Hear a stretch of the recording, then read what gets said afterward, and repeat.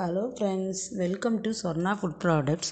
இன்றைக்கி ஒரு ஈஸியான சட்னி ரெசிபி தான் பார்க்க போகிறோம். அதுக்கு ஒரு கடாயில் ஒரு ஸ்பூன் எண்ணெய் ஊற்றிக்கலாம். எண்ணெய் நல்லா காஞ்சதும் ஒரு ஸ்பூன் உளுத்தம்பருப்பு, ஒரு ஸ்பூன் கொத்தமல்லியும் சேர்த்து நல்லா வறுத்து எடுத்துக்கலாம்.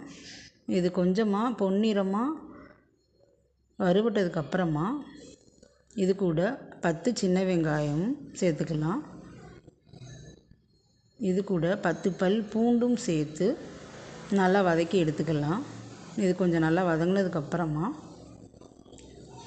ஒரு 7 தக்காளியும் சேர்த்து நல்லா வதக்கி எடுத்துக்கலாம். இது ரொம்ப வதங்கணும் அப்படிங்கிற அவசியம் இல்லை.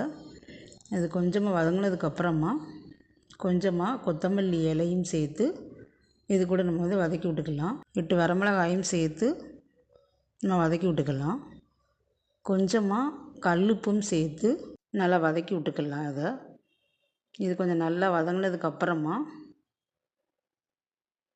இதை கொஞ்சம் நேரம் ஆற வச்சுட்டு ஆறுனதுக்கப்புறமா நம்ம ஒரு மிக்ஸி ஜாரில் இதை சேர்த்து இதை நைஸாக அரைச்சி எடுத்து வந்துக்கலாம். இதை நைஸாக அரைச்சி எடுக்கும்போது நமக்கு டேஸ்ட்டு சூப்பராக இருக்கும். இதை அரைச்சதுக்கப்புறமா இதுக்கு ஒரு தாளிப்பு கொடுத்துடலாம். அதுக்கு அதே கடாயில் ஒரு 2 ஸ்பூன் எண்ணெய் ஊற்றிக்கலாம்.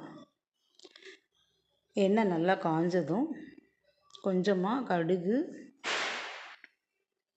கொஞ்சமாக உளுத்தம்பருப்பு,